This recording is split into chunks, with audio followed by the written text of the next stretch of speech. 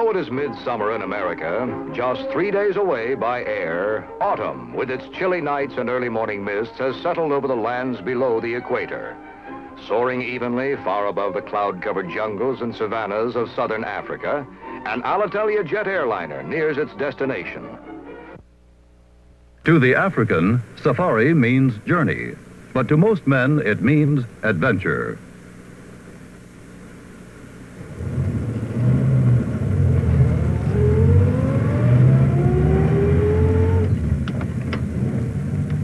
Three days after leaving New York, we are halfway around the world in picturesque Portuguese East Africa.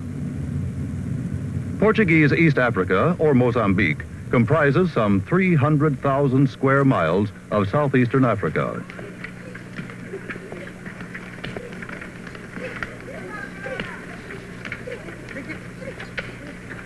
This particular hunting area is a territorial concession called Mozambique Safarilandia and extends over 36,000 kilometers of forest and savanna.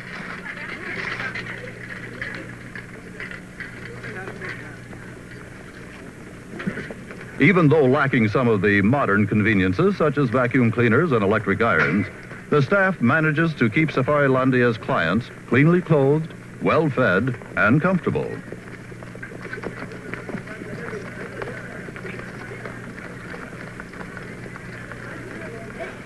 Fresh vegetables are grown right at the camp, and fresh fruits are also available.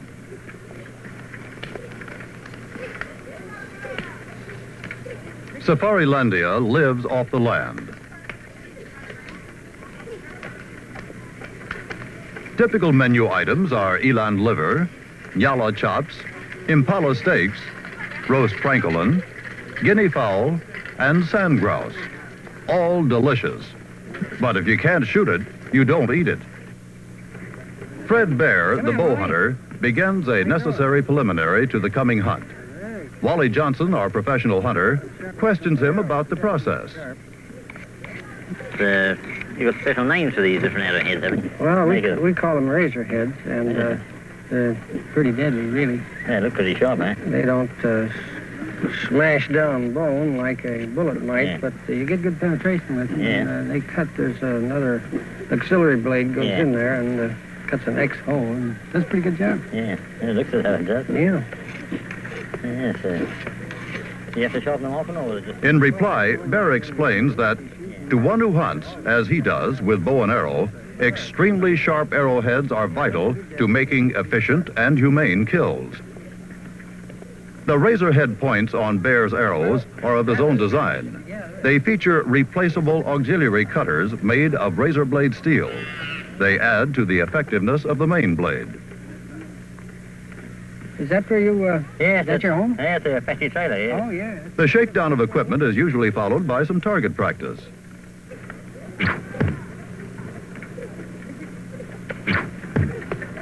Fred's bow has a drawing weight of 65 pounds. You've got to loosen up a lot of muscle to draw 65 pounds.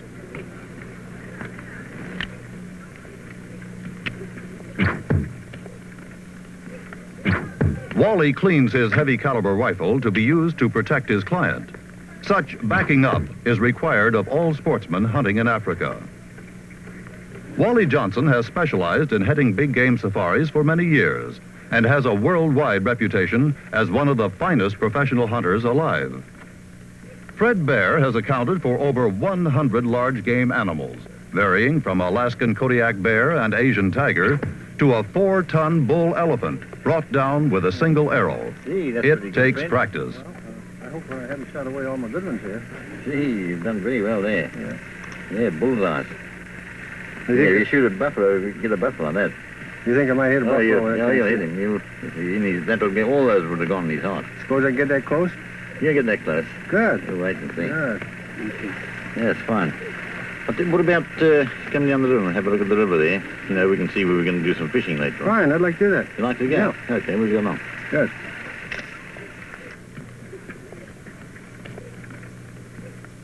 The nearby Save River is noted for its fighting tigerfish.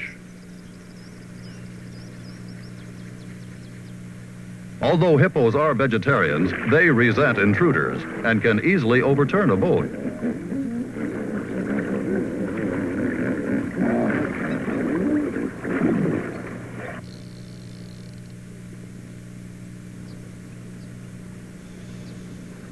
A flashing spoon lure cast into the turgid waters results in immediate response.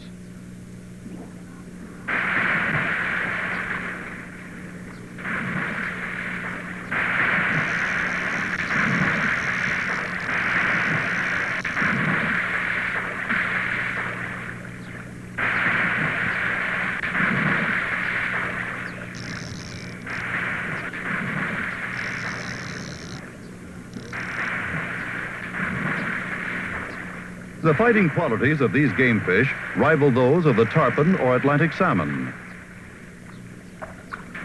With its stripe markings and impressive dental equipment, the tigerfish is well named.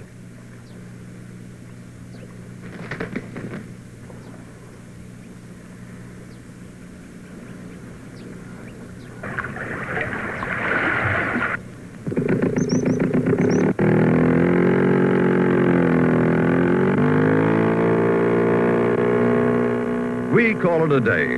Tomorrow is an early rise.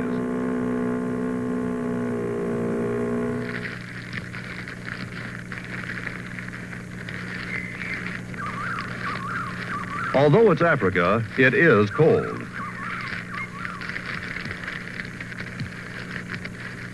Toast, coffee, early morning. At home or in the bush, breakfast is a good time. Professional hunters list the buffalo among the big five of the most dangerous of African animals.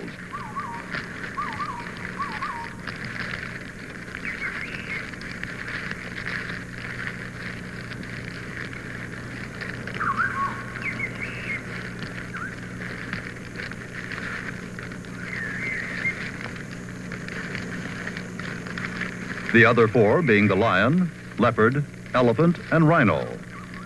In one respect, the Cape buffalo we're going to hunt has the edge on them all. If wounded, he will take to heavy cover and set up an ambush for his pursuers.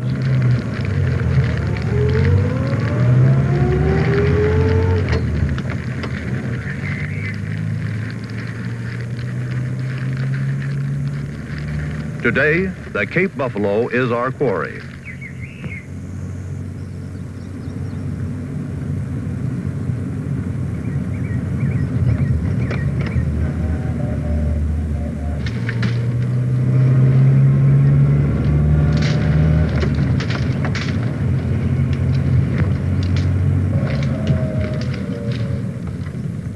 You can travel for hours. No buffalo. Louise and Juka, our trackers, watch for signs of buffalo. It's unusual to travel for 5 minutes without sighting some kind of game. But still, no buffalo. Nothing distracts Louise and Juka.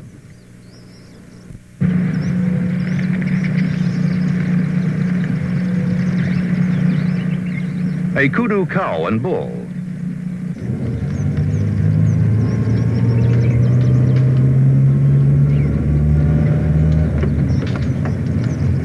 Another female kudu.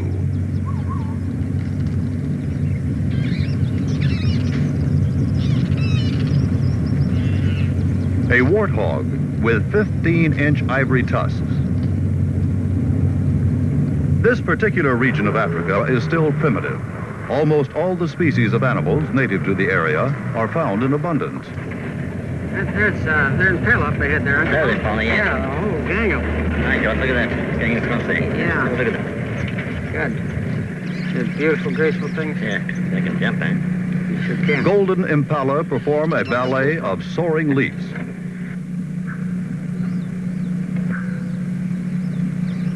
But still, no buffalo. Yeah. A four-wheel drive vehicle is the only way to cover enough ground in this vast country. We are in the middle of the Shanatsi, which is typical buffalo country. Water buck. That's all about. Yeah. Nice sized buck. Nice sized buck.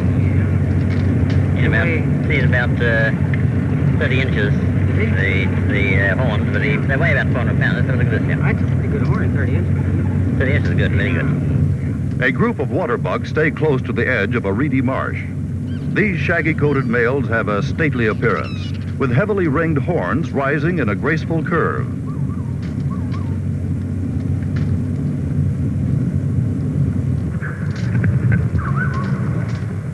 The day is wearing on. Time for lunch.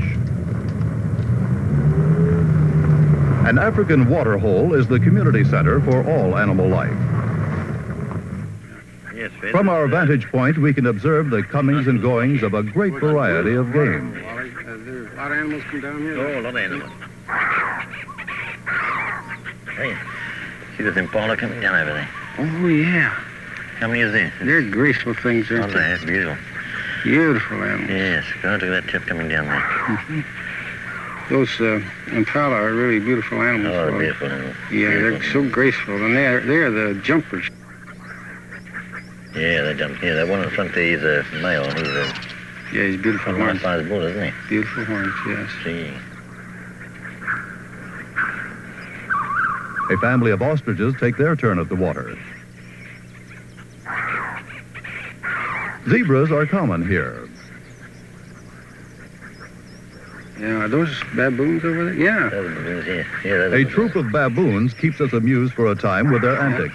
Oh, Male baboons are tough fighters, and in a group have been known to kill a marauding Funny to leopard. watch these tips, and they're amusing, aren't they? yeah, they sure are. Well, this is a fine spot. Okay, there's some eland coming in. A comparatively rare and beautifully marked nyala. Africa? Yeah. Yeah. They weigh 1,000 pounds or more. Oh, yes, they weigh that. Yeah. Oh, they certainly do. The parade of animals is almost constant through the warm, lazy afternoon hours. Among them are female kudu, distinguishable at a distance by their side markings and mule-like ears. Having finished a leisurely lunch, we decided to return to camp. It's a long way off.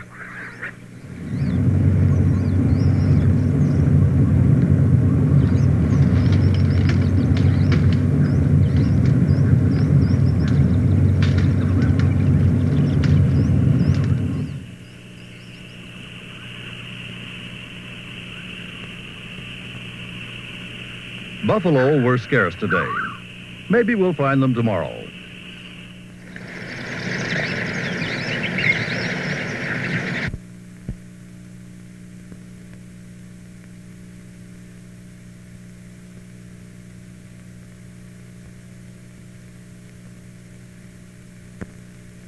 The beginning of a new day. Once more, we go out for buffalo. Native villagers have reported recent damage to their sugarcane crop by buffalo, so we know they are nearby.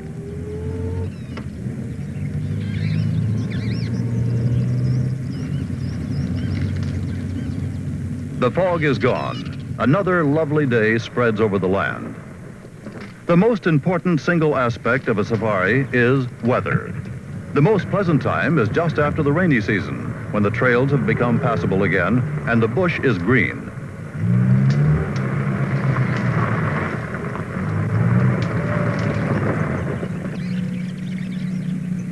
In our search for buffalo, we see life all around us.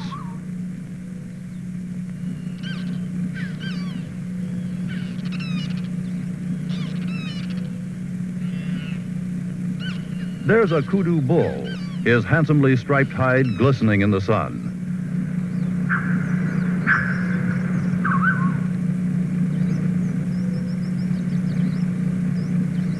Zebra, one more curious than the rest.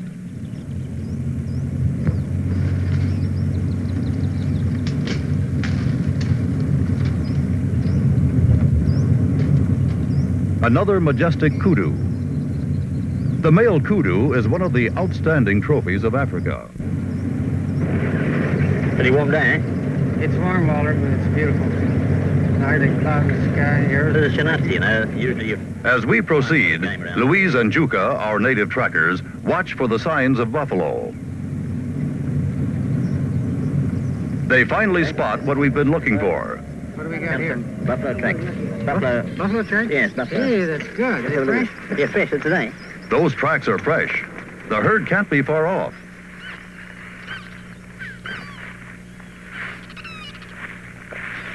In the bush, thousands of years of white man civilization proves a handicap. We have lost the ability to see, to hear, and to smell our quarry. Without Louise, finding our game would be difficult. Louise takes the lead. It is his moment in the hunt. Sense and instinct still intact, he will find the buffalo.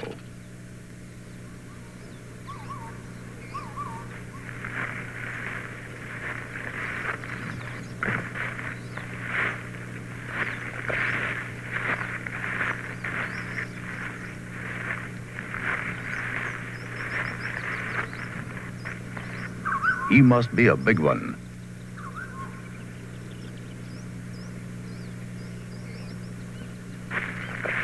Louise looks for buffalo birds. They can be seen long before the herd is spotted.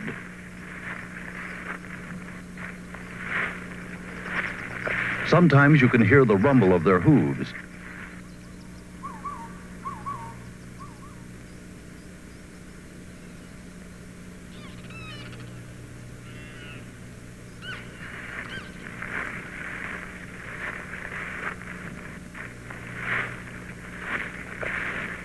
We are closing.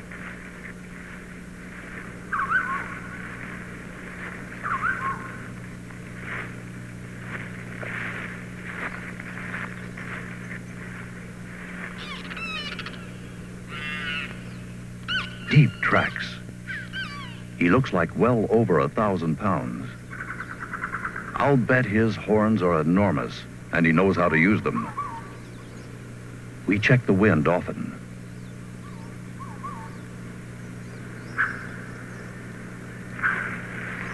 An anthill gives us a good vantage point.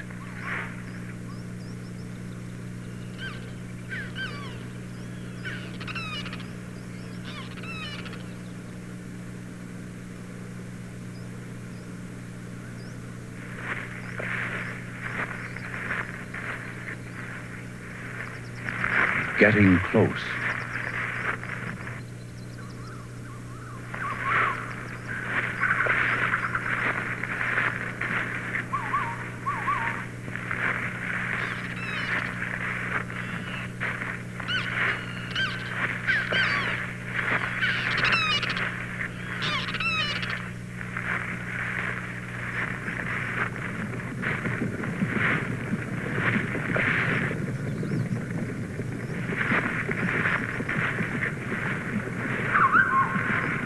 Mbogo, the Cape buffalo.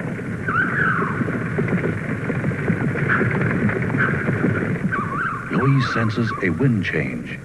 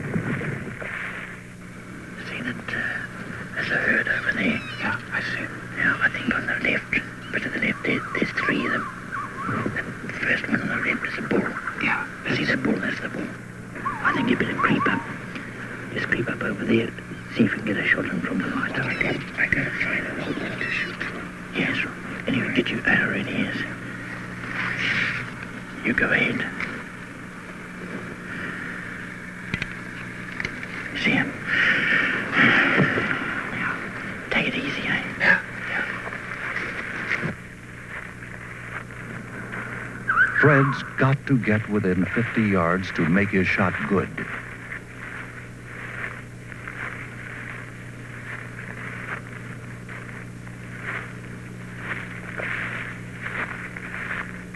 Easy does it now. The only safe buffalo is a dead buffalo.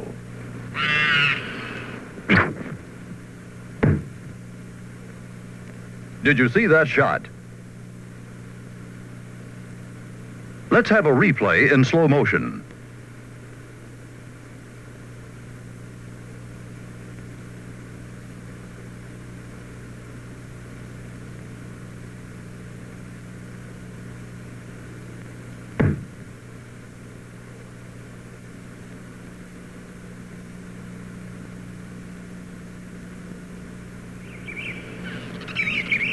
Good shot, Faye. Oh. Yeah, it looked like a pretty good one, Roy. Yeah. No, you got him. I think you got him in the lungs, you know. Well, that's a good place. That's where I hope to get him. Yeah. Well, sun, I think, is coming out now. It's going to get a bit better weather. Yeah, it is. Let's walk around the bush here with you after him. How about, Louise, which one? Can get it in Humber. London or... Yeah, London, yeah. Humber.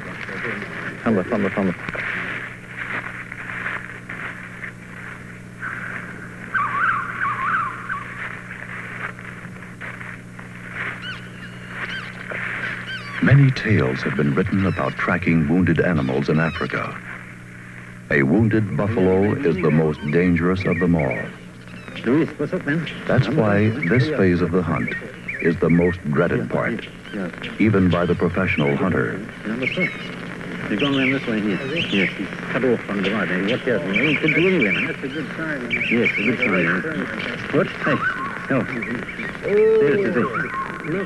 Hey, he's down. He's dead. He's dead. I think he's dead. Just come over here. Come around here. Come around here. No, he's dead. He says he thinks it's still alive. Yeah, I think he's had it. He's had it, yes, I think so. Wow. Yeah, he's down. Yes, come on. Oh, good. Oh. Gee, man, look at this, man. Eh? The new butte, eh? Hey! Oh, he's on the trees. Congratulations are in order. We came halfway around the world for this moment.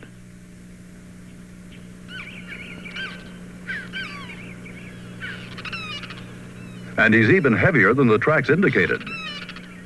His horns are almost 4 feet across.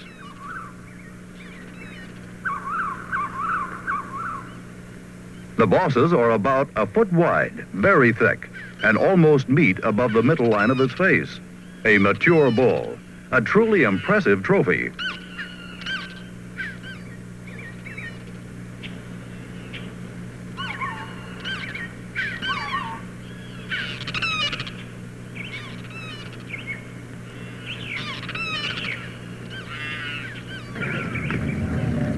It's the custom here to bring the meat to the nearest village.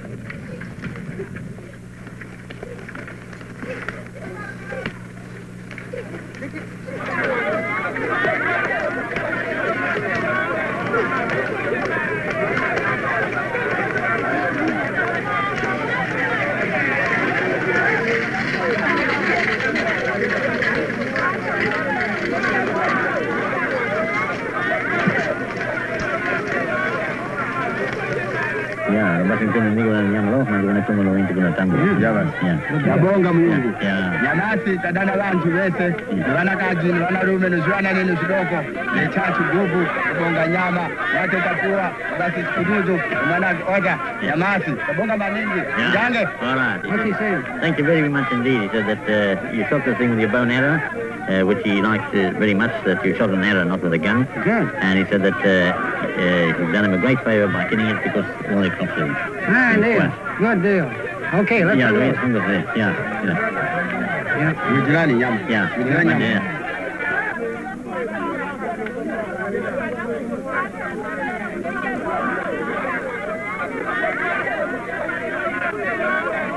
There's enough meat for everyone in the village. Such an occasion calls for a celebration.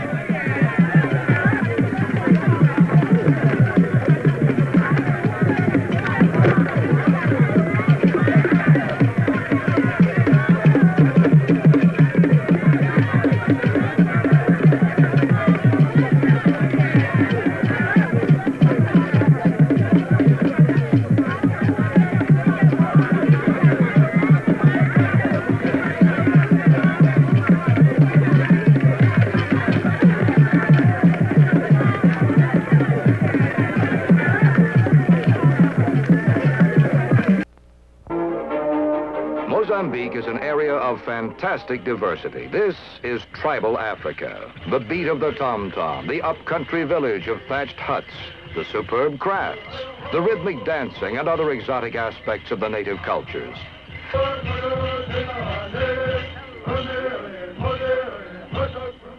From Beira, busy port city on the Indian Ocean, a short flight by bush plane brings the group to the main safari camp. They are met by Werner von Albersleben, safari director, Walter Johnson Sr., his son, Walter Jr., and Amando Peaks. Learning that Amando's surname means fish in Portuguese, that promptly becomes his title for the duration of the expedition. Once greetings are exchanged, the group piles into a Toyota Land Cruiser with an Apache trailer in tow.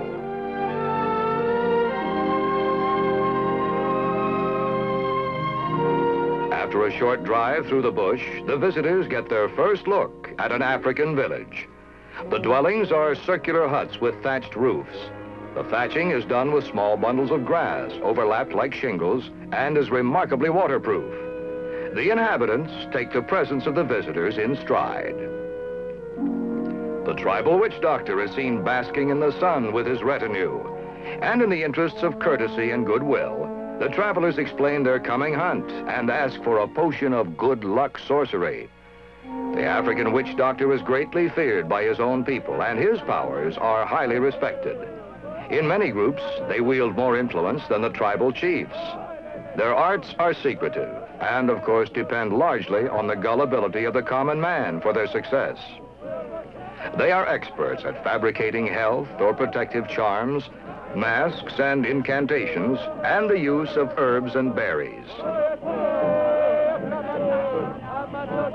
With the help of background sound effects and a broken red glass reflector into which he gazes, the sorcerer works himself into the proper spirit.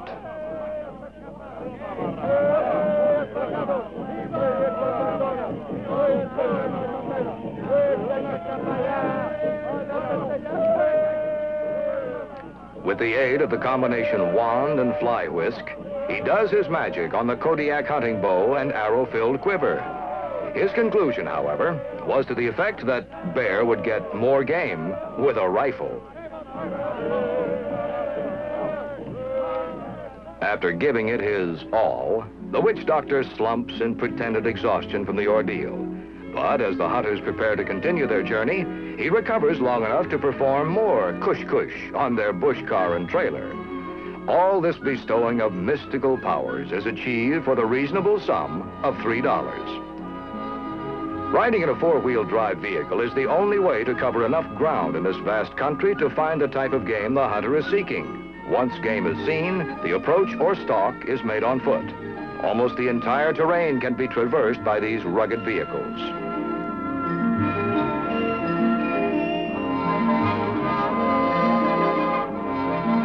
Arriving at the Save River, many hippopotamus are encountered. The sight of a large shorebird shifting from the solid surface of one hippo's back across the water to a fresh landing as the great beast submerge and rise can be compared to the versatile Toyota in its ability to traverse shallow waters over shifting sandy bottoms and emerge unscathed again on dry land. From previous experience, the guides have put poles up as markers across the more shallow reaches of the watercourse. It is difficult to travel for 5 minutes through this game paradise without seeing animals of some kind. Finally, the hunting camp is seen ahead. A large Cape buffalo skull near the entrance to the campground calls attention to a sign designating this area as exclusive hunting territory, granted to Mozambique Safarilandia by provincial authorities. Accommodations are of native appearance, but more elaborate than those used by Africans, being built of masonry with grass-thatched roofs. Our Apache trailer is parked and opened near the fire site. 2 of the professional hunters will live comfortably in it during the hunt. The camp boasts a hanging bucket-type shower bath, and all the buildings have screen doors and windows. Everything is clean and tidy. Once things are settled, Bear and some of the crew limber up by shooting at aerial targets. Now, these are thick cardboard discs. The arrows used are heavily feathered in a style known as flu-flu, which fly but a short distance before coming to Earth. After a bit of instruction, Walter Johnson Jr. is hitting the targets regularly.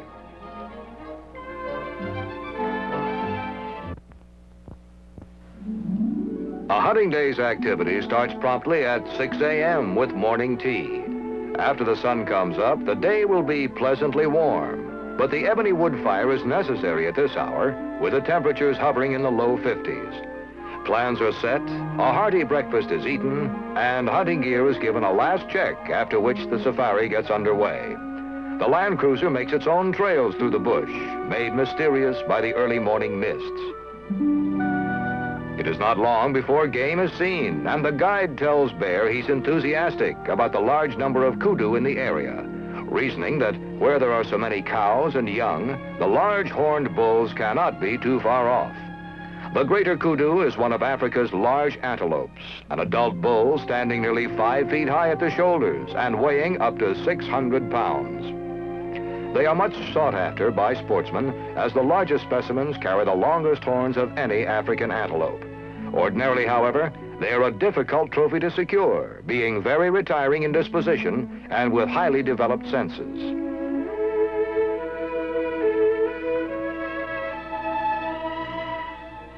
Suddenly, the movement of gracefully spiral horns above a tract of tall grass gives away the presence of a large bull kudu.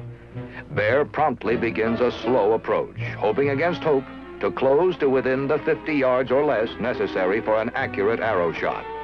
He hopes that the shoulder-high grass will cause him to be mistaken for another animal. The beautiful antelope, while aware of his presence, do not seem unduly alarmed. Fortunately, this is the mating season, at which time they lose much of their customary caution. Otherwise, an open stalk such as this would probably be impractical. Kudu are most active at night, just after daylight, and again as darkness approaches. Although only the bulls wear horns, both sexes are readily distinguishable by their large ears, white facial markings, and the vertical white stripes on the flanks.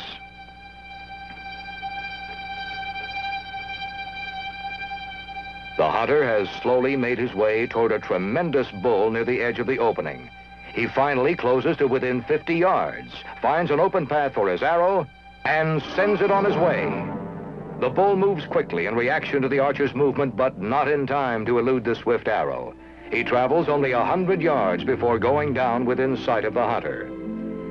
It had been beyond Bear's fondest hopes to bag one of these elusive creatures with bow and arrow, but here it is, lying before them, the handsomely striped hide glistening in the sun. The curiously ridged and twisted horns, 54 inches in length, make this a most beautiful and desirable trophy. After properly skinning and quartering the prize, they start back for camp. At the outskirts of a village, part of the meat is turned over to the local inhabitants, who are most happy to get such elegant provender. No game meat need ever be wasted in this country, for the native Africans are always eager to get whatever is available.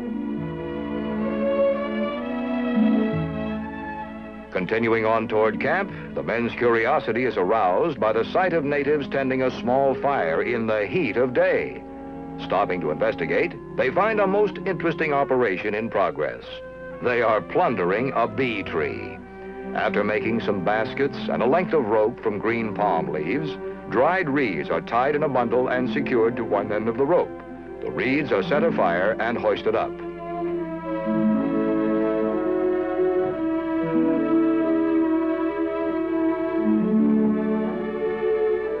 After smoke and flame has rooted the bees, palm baskets are substituted for the dried reeds on the rope, and they are lowered with the sweet honeycomb.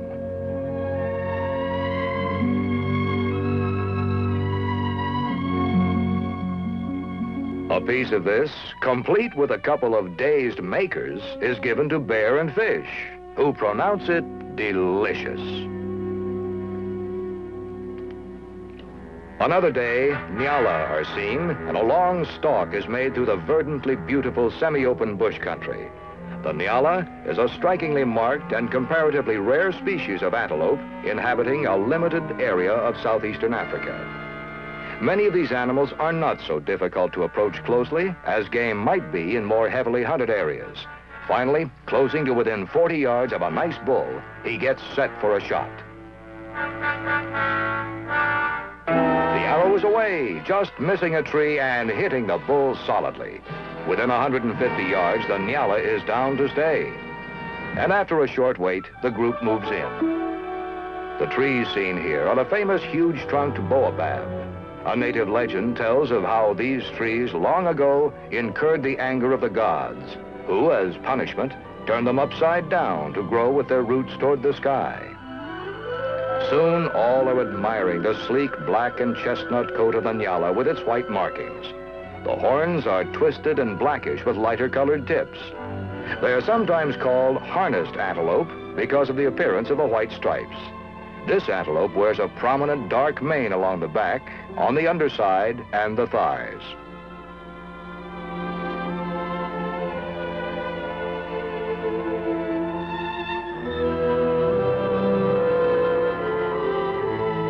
Even more luxurious is the long, silky fringe of dark hair down the throat. A beautiful trophy. One day, the expedition almost comes to grief. While driving through tall grass looking for game, without warning, the vehicle nosedives into a narrow, steep-walled wash about 5 feet deep. Fortunately, the windshield is down flat, and all hands except the driver are thrown out over the hood. Bear, having been in the front seat, fares the worst, as a couple of the rear seat passengers plunge forward on top of him. Happily, no one sustains bad injuries, and Bear escapes with a cracked rib and a small cut on the nose, which the guide promptly repairs. The trackers sharpen poles with which to dig out the edge of the wash on which the car is stalled. In a short time, Fish backs the tough Toyota out on its own power, with no damage except a cracked windshield. After many days of admiring the senior tracker's headgear, Bear asked if he could buy it, and his offer was promptly accepted. The cap is made from the neck skin of a nyala, and the long brisket hairs gives the general effect of a man badly needing a haircut. He really got his money's worth on this purchase. It took a thorough scrubbing to eliminate the little inhabitants that came with the cap. The next time out, they haven't traveled far from camp before 2 fine waterbuck are seen among the trees, and the bowman decides to attempt a stalk. Waterbuck are found in most of the grassy plains region of Africa south of the Sahara. Despite their name, they are not always swamp dwellers and are often found on high ground. These animals see the hunters approaching, but are obviously more curious than alarmed. This is probably their first contact with man, and they're not quite sure as to his intentions. Bear finally works up to within 40 yards of a large buck, and taking careful aim, sends a swift arrow to its mark.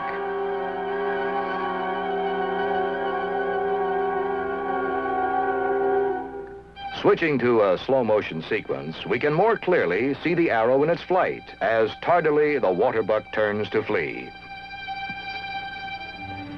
Shortly thereafter, Bear and Fish, led by the tracker, move in to find the trophy down less than 200 yards away.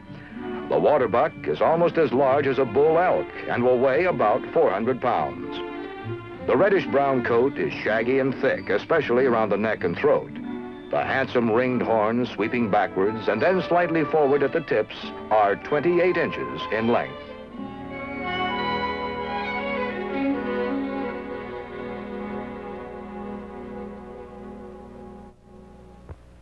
On the way back to the Land Cruiser, the men intercept a band of warthogs. The bow hunter surprises a large boar reluctant to leave its cool bed under a tree and gets off a telling shot from 25 yards. After a short run, the warthog goes down, and the hunter quickly moves in to examine his grotesque trophy. The shovel-like face with its large warty appendages and long curving ivory tusks gives the animal the unenviable reputation of being Africa's ugliest specimen.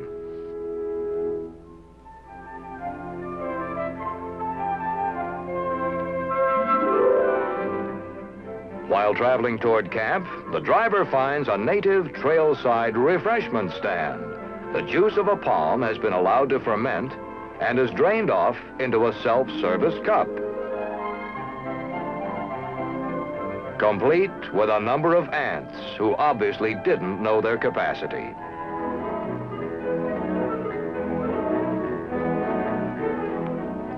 Fish tastes the palm beer. As he doesn't immediately keel over, Bear gives it a try. Their opinion is that regardless of what the ads say, it doesn't taste like draft beer. Evenings in camp are enjoyable, and the meals are well prepared and delicious. Tales of the day's happenings are exchanged while feasting on such delicacies as eland liver, impala steaks, or nyala. All the meat consumed in camp is some form of game or wild fowl. Fresh vegetables come from a well-kept garden beside camp, and a large variety of fresh fruits are also on the menu. All camp meals are served on fresh linen in the open-air thatched hut. The grunting of hippos in the river nearby often interrupts the mealtime conversation. Word has arrived from a distant village this evening that a large number of elephants has moved into their area. This is what Bear has been hoping to hear. And relaxing beside an old elephant skull, he proceeds to put especially keen edges on his razorhead hunting points. Sharp heads are the primary rule of all bow hunting, and this is doubly important when after such large and thick-skinned game as elephant. Shortly after dawn, the party is on the banks of the Save River searching for fresh sign left by elephants coming to water the night before. These largest of land-dwelling animals range in a broad belt across the center of the continent and are usually found wherever there are forests, grassy savannas, or low bush. And it is not long before huge tracks are found, quite fresh by the look of the still moist mud around the edges. After a short conference about how best to intercept the animals, they start on the trail with the trackers in the lead.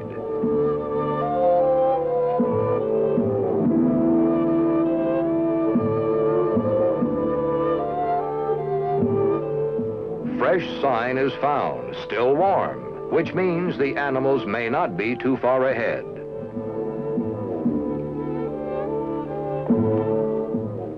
The tracks soon lead into increasingly thick cover. Elephants sleep only 2 to 4 hours of each day, but during the hottest hours, they seek out heavy shade where they often doze lightly while standing up. Most of their time is spent searching out food. They prefer green shoots, leaves, and tender twigs, and consume over 100 pounds of forage a day. The hunters follow the signs into increasingly thick cover. An elephant's normal walking is 6 to 8 miles per hour. And actually, the party follows the trail for quite some miles before the first of the huge beasts are seen. When they finally do catch up, the hunters realize they are on the fringe of a tremendous herd. Through openings in the bush, they can see elephants 3 or 4 deep for a third of a mile or more. The guides estimate the herd at between 200 and 300 animals. The bowman and photographer are attempting to work gradually in close enough to the line of traveling beasts to pick out a trophy bull.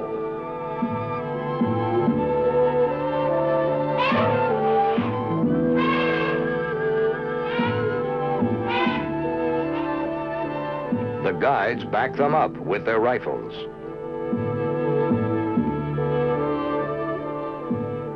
They have to be extremely careful to stay downwind from the herd and to move quietly. An elephant's sight is poor, but his senses of hearing and smell are acute. Most of the natives have long since retreated, their statement being, "Too many elephants, we all get killed." Finally, having reached its shady siesta area in mid-valley, the herd slows its pace, and the stalkers are able to close in on a large bull.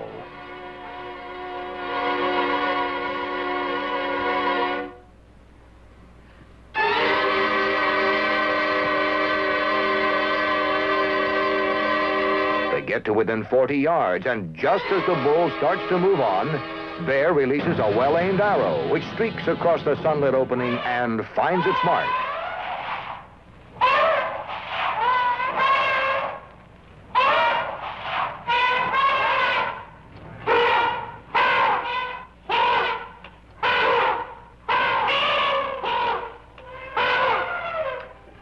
taking up the trail, the head tracker seeks out a water vine and cuts off sections for the thirsty party.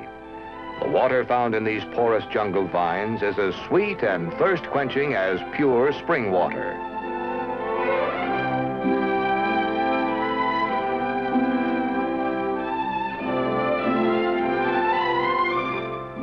After what seems like an eternity of suspenseful waiting, the trail is resumed. Fortunately, the large bull, mortally wounded, has separated from the herd. Suddenly, the men break excitedly into a run as the quarry is located, down and unmoving. After traveling less than 600 yards, the bull died in full stride, plunging one tusk deep in the earth as it fell forward. A single arrow from the hunter's 70-pound Kodiak bow brought this leviathan down. Walter Johnson estimated the bull's weight at about 4 tons. He presents the tail of the trophy to Bear as a symbolic sign of victory.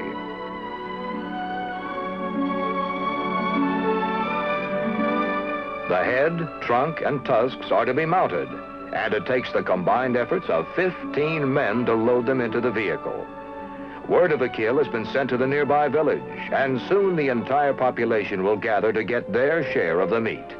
In camp, the party examines the tusks, which weigh about 40 pounds each.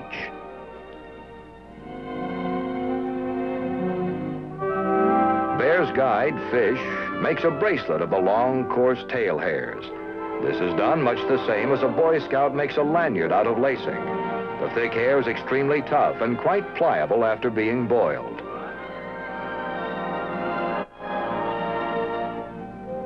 The finished product is fitted to the hunter's wrist, a unique and handsome memento of his skill.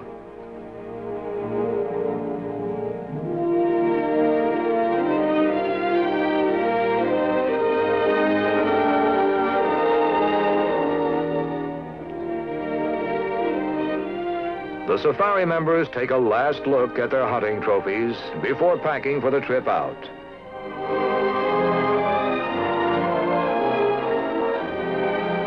Total bag for the bow and arrow was elephant, greater kudu, nyala, waterbuck, 2 impala, and 2 warthog.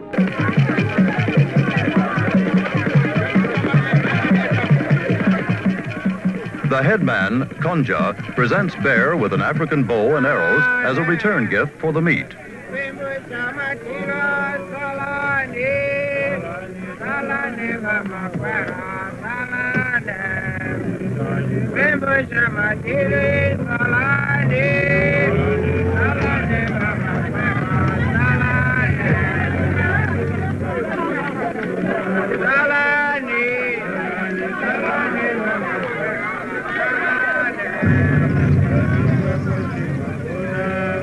As we drive off, the sounds of a Salani song echo after us.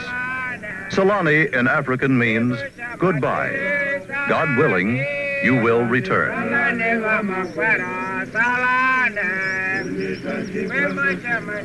It is with regret that the party leaves camp the next morning for the last time. They have discovered the lush and lovely country of Mozambique to be a part of the world not yet caught up in the rush to civilized wilderness.